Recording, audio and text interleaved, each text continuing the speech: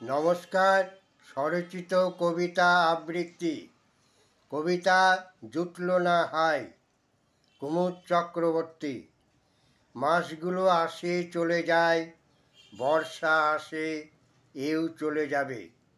কিছুই থাকে না চিরস্থায়ী, শুধু মনের বেদনা চিরায়ত রবে।